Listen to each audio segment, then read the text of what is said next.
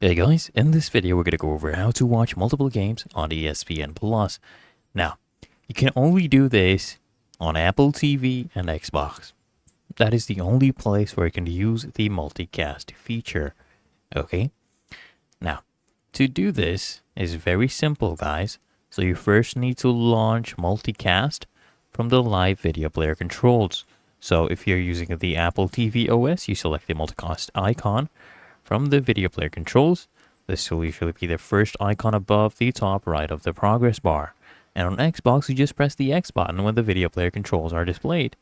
And then, guys, you can go ahead and edit the multicast to enable you to create your own multicast from the available live content. You just follow the on-screen instructions, and you can also launch a full screen multicast, okay, for multiple games. And it's really that easy and simple, guys. Remember, you can only do this on your Apple TV and Xbox. I hope this guide provided value to you, and if it did, consider smashing that like button, as well as subscribing to frequently asked questions, and I'll see you in the next one.